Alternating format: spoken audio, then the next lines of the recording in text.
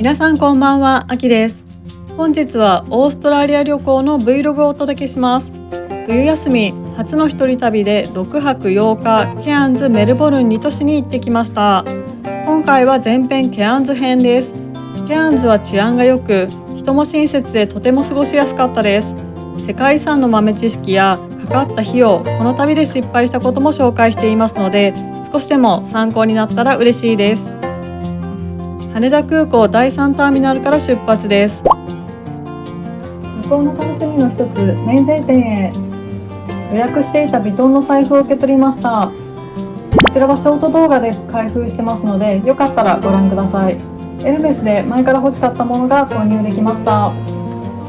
こちらはオーストラリア旅行購入品動画で紹介する予定です。飛行機搭乗の際は初の一人旅なので少し緊張しました。ウェルカムドリンクです。航空券はマイルで取ったので、費用は手数料の1万5000円でした。オーストラリアまでの航空時間は11時間で、チャージは3万から5万円はかかると思っていたので、1万円台は安い気がしました。他にかかったのはオーストラリア渡航者ビザ ETA です。オーストラリアドルで20ドル、日本円ですと約2000円でした。為替レートは1ドル100円前後です。真っ暗ですね。22時発で朝6時到着の効率よく遊べそうな便で行きました。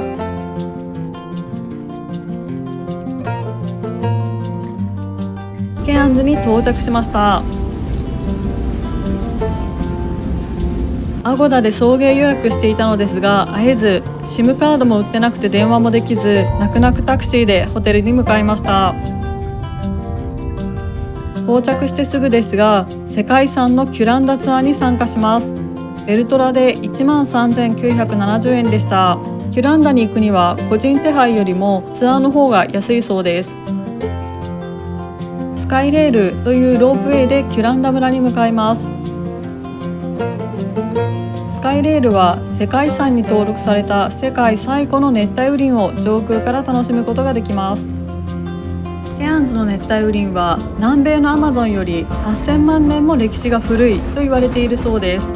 熱帯雨林の広さは約9000平方キロで、その広さは東京、神奈川、埼玉を合計した面積に匹敵します。それを上空から見ることができるなんてすごいですよね。結構上だな。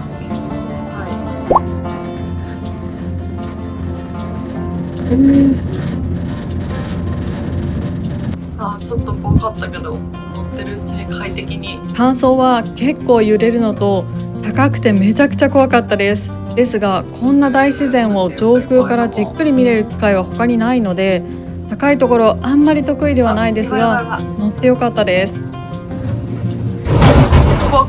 このようにジャングルをロープウェイで上空から俯瞰できるのは世界でケアンズだけだそうです。降りた。涼しい。ロープウェイの中めちゃくちゃ暑かったわ。スカイレールは4駅ほど停車駅があって、熱帯雨林の中のボードウォークを散策することができます。この熱帯雨林は1億3000万年前の植物がほとんどそのままの姿で生きているそうです。またロープウェイに戻りまして、見どころの一つバロン滝です。上から見ると怖いですね。ロープウェイ下車して滝を見ます。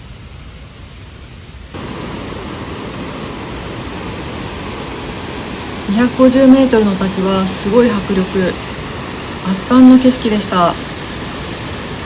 さらに滝に近い展望デッキに向かいます。高所恐怖症の人は注意してください。見晴らし展望エリアです。床の一部がスケルトンになっています。怖くてちゃんと動画が撮れませんでした。キュランダ村に到着しました。口コミで美味しいと見たカフェに来ました。日本語メニューにびっくりしたのですが、日本語も通じてさらにびっくりしました。アイスソイラテと水をオーダーして約1000円でした。オーストラリアの物価高かったですね。オーストラリアのコーヒー美味しいとは聞いていましたが、すんごい美味しかったです。強めですっきりキレのある味わいで、暑い日にぴったりでした。こちらのカフェで飲めるコーヒーはキュランダに隣接するマリーバ地区で栽培された国際的な品評会で高得点を獲得する豆が使用されていて、知る人ぞ知る極上のコーヒーらしいです。暇すぎて帰りの鉄道の時間を早めました。キュランダ村にはアーミーダックなどのアクティビティやコアラ、ワニがいる動物園、蝶々園などがあったのですが、どれも興味がなく参加しなかったら暇すぎました。クラシカルな内装が可愛いキュランダ鉄道で帰ります。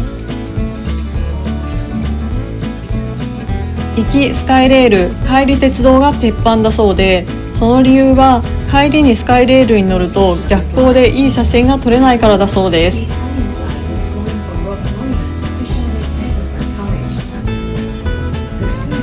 鉄道も途中で何駅か下車するところがあって、バロン滝駅で途中下車しました。めっちゃ美味しい。10分間の停車時間があるので、マイナスイオンを浴びながら滝の写真を撮ったり、いい時間が過ごせました。空気が美味しかったです。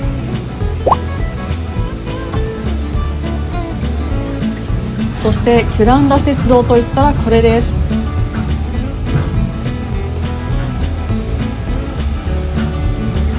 世界の車窓からという番組のオープニングで使われていた180度のヘアピンカーブです。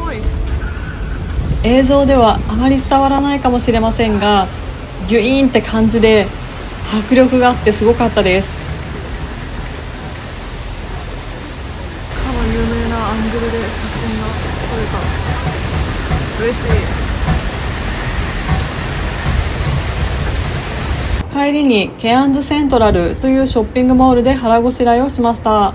実は胃の調子が優れず、朝から何も食べれてなかったんですよ。フードコートで一番並んでいた寿司ハブでお寿司を買いました。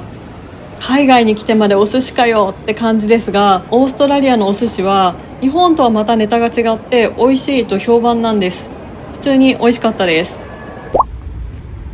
ホテルは日本人スタッフがいることが決め手で、コーラルツリーインホテルにしました。アゴダで予約して3泊で38,000円でした。デイ3です。この日もオプションツアーに参加するため、手短に朝食を済ませるべくホテルから近い良さそうなカフェに行きました。アイスソイラテとアサイーボールをオーダーしました。ここもめちゃくちゃソイラテ美味しかったです。私、牛乳が苦手なので、日本だとスタバくらいしかラテが飲めないのですが、ケアンズはどこに行ってもソイやオーツに変更できてよかったです。やっぱり美味しい。なかなか出てこない。大丈夫かな。アサイーボールがなかなか出てこない。出てきた。すごい。日本の何倍もある。日本のアサイーボールの4倍ぐらいのサイズでした。旅行中は果物や野菜不足になりがちなので、たっぷりフルーツが嬉しいですね。こちらのカフェもですが、ケアンズはガイドブックや SNS で紹介されてないカフェも全部美味しくて外れなしって感じでした。南国っぽい。ちょっとやばい、急がなきゃ。あと8分。お腹いっぱい。これに乗ります。世界遺産グレートバリアリーフに浮かぶグリーン島クルーズに向かいます。ちゃんとした船で安心しました。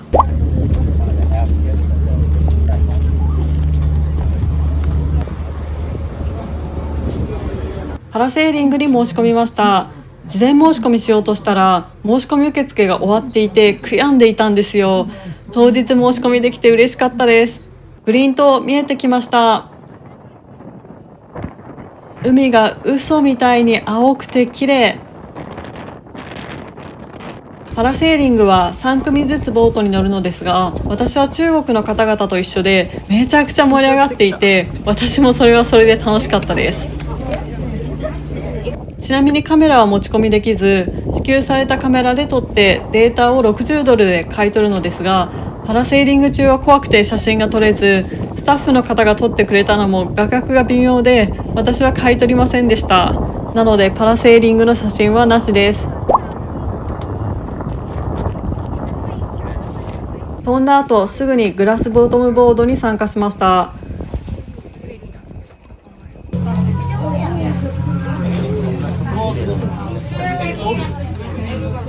足元に泳ぐ魚とサンゴ礁を楽しみました。ようやくグリーン島に足を踏み入れます。グレートバリアリーフは宇宙からでも見えると言われる世界最大のサンゴ礁地帯で、サンゴが蓄積されてできた島300以上ある中、グリーン島は唯一熱帯雨林が生い茂る島だそうです。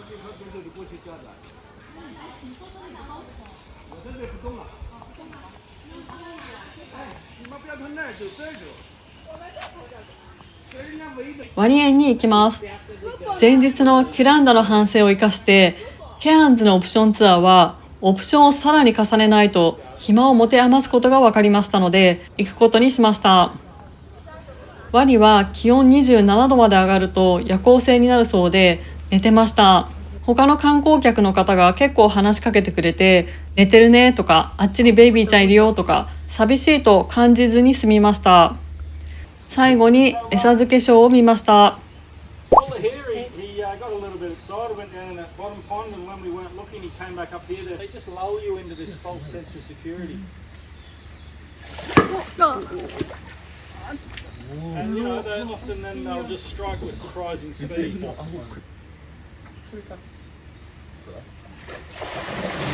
迫力満点でしたね。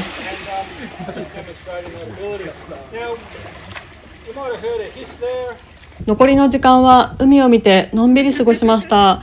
やっぱり時間を持て余してしまいましたね。本などを持っていけばよかったです。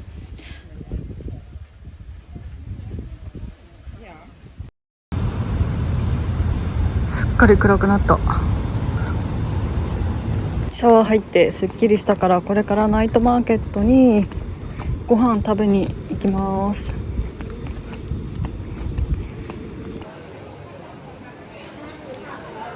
ナイトマーケットでは入り口すぐのマンゴースムージーが美味しいとネットで見て購入しました。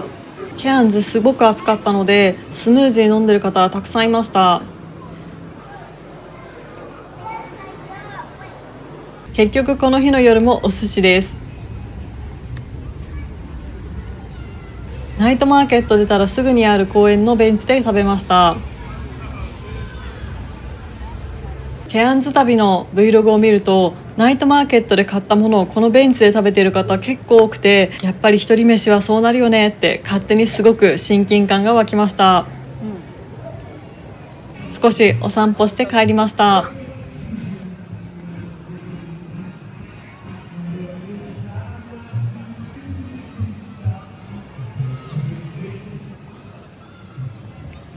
デイ4です。なんと朝の3時半起きです。熱気球ツアーに参加します。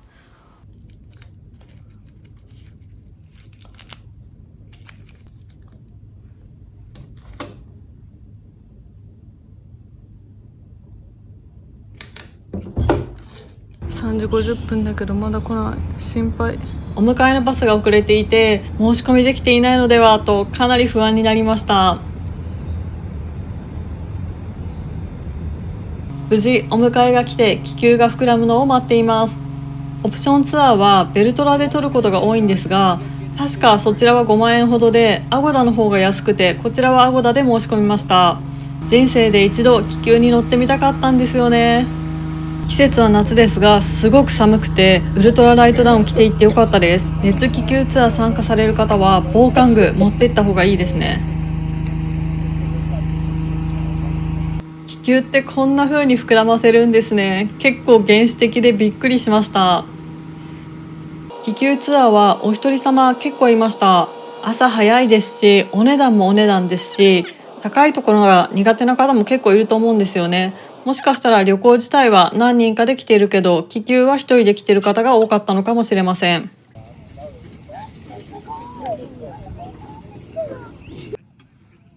すごい。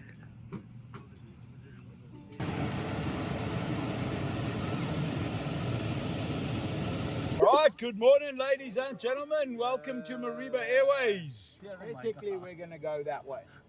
Higher up, lower down, we're going to do this and do that, and higher up, we're going to do that.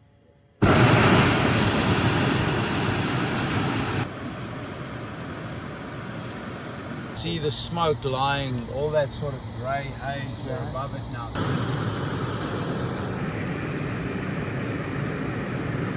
カンガルーやワラビーも見ることができました。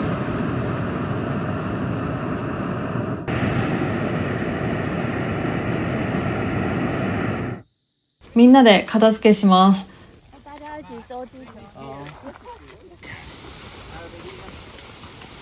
朝食会です。Ladies and gentlemen, we say in aviation, any land. シャンパンもありましたが、オレンジジュースにしました。帰ったら写真データがメールで届いてました。やっぱりこうやってデータで残ると思い出になっていいですね。昼寝してやっと始動です。すごい天気がいい。わあ、海すごい。海は綺麗ってわけではない。だけどすごい気持ちがいい。潮風がベタベタしてない。こちらは SNS で多く紹介されていたカフェです。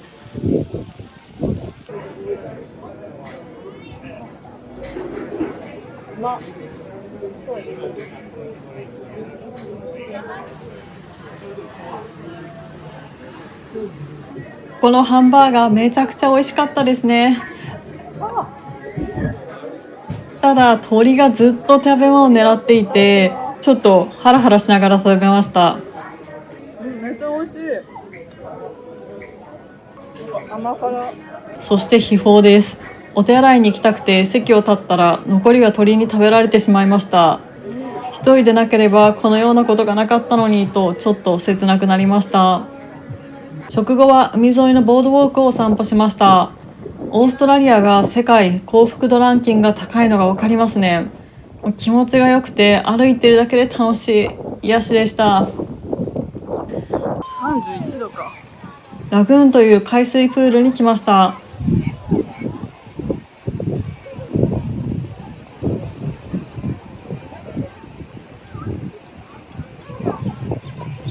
せっかくなので足だけ浸かりました。結構太くなる。ケアンズはどの信号にも道路名が書いてあって、方向音痴の私でもちゃんと目的地にたどり着けました。ウールワースというスーパーに来ました。海外のスーパー楽しいですよね。ここ全部ヨーグルトです。すごくないですか？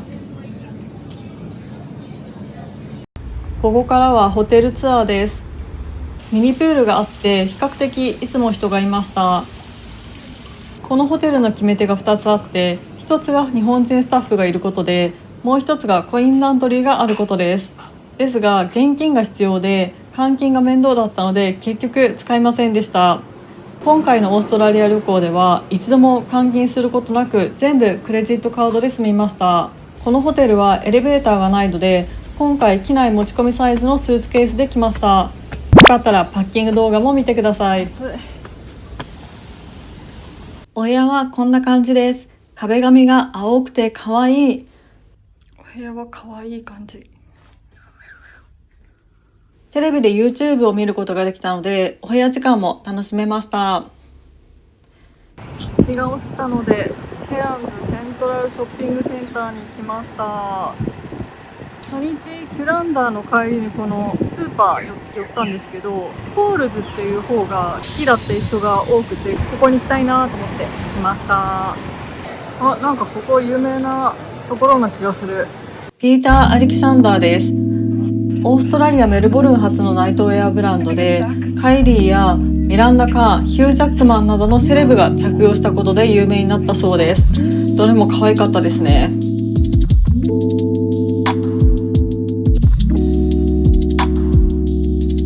T2 で絶対買いたかったのが茶こし付きマグカップです。以前オーストラリアのパースという都市に行った時に買おうかだいぶ悩んでやめたんですが、やっぱり買えばよかったって後悔したんですよね。こっちの形の方が好きかも。どう買っちゃうと荷物になるからメルボルンで買う予定。あったー、着いたー。遠かった。同じショッピングセンター内にスーパーが2つあるってすごい。これがオーストラリアの人が食べてるお菓子らしい。気になる。ドル80。確かにこっちの方が配置が綺麗で見やすい。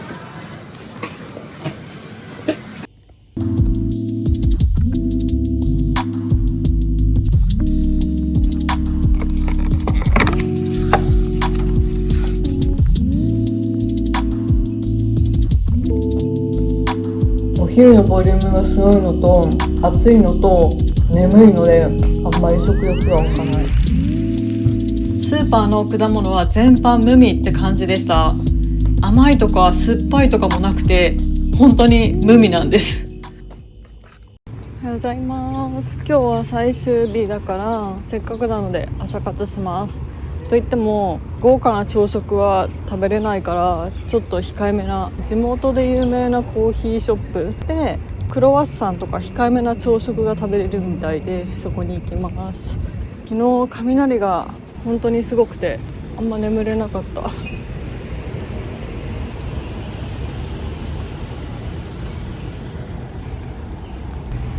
眠い。着いた。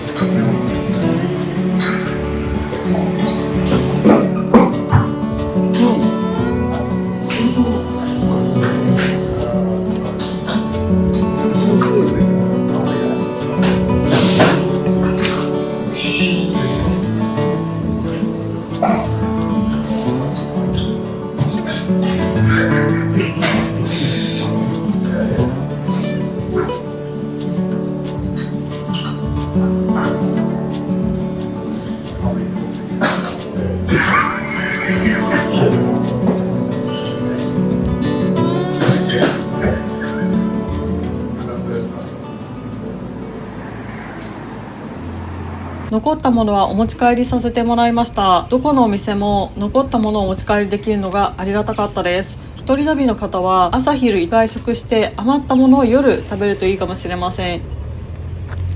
ウーバータクシーで空港に向かいます。ウーバーの方皆さん観光客に慣れていて飛行機でどこ行くのかとかターミナル合ってるか確認してくださいます。私はメルボルンに向かうので本来であれば国内線ですが乗り場は国際線で運転手さんに大丈夫って何回か確認されました。最後にケアンズ3泊4日でかかった費用と失敗したと感じたことを紹介します。かかった費用は約16万円でした。オプションツアーが全部で8万円で高かったですね。でも日本では経験できないことなので後悔はないです。食費は思ったよりいかなかったです。外食すると3000円ほどかかりますが胃の調子が優れずカフェのみとかお寿司テイクアウトしたからかもしれません。あとウールワークス購入分をまとめて食品にしていますがこの中には SIM カードなどの雑費も混ざっています。この旅で失敗したと感じたのは3つです。全部大した失敗ではないんですけども1つ目は SIM カードです。空港で SIM カードを買う予定が買えなくて送迎車に会えずタクシーを使ったのですが後で調べたら SIM は売店の人に言ったら出してくれたそうです。そしてもっと調べたら私アーモを使っているのですがアーモは海外でも無料で使えたそうです。事前調査不足でしたね。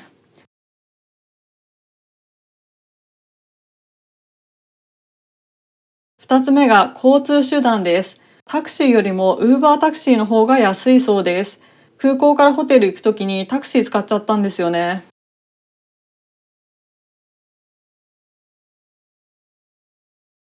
3つ目が朝到着の場合、その日はオプションツアーなど参加せず、ゆっくりした方が良かったなと思いました。初日にオプションツアーに参加すると体のダメージがひどくて、2日目にグリーン島行った時も朝到着された方が気分悪くなって早く帰っていたんですよね。深夜便で朝着いてそのまま動くっていうのは結構厳しいですね。以上がケアンズ Vlog でした。少し長くなってしまったのですが、最後までご視聴いただきありがとうございます。次回はメルボルンの旅行 Vlog をお届けします。メルボルンはオーストラリアの第2の都市で、英国風の街並みが美しく、世界一のカフェの街と言われています。ケアンズとはまた違った街並みを楽しめるので、また次回もご視聴いただけたら嬉しいです。また次回の動画でお会いしましょう。バイバイ。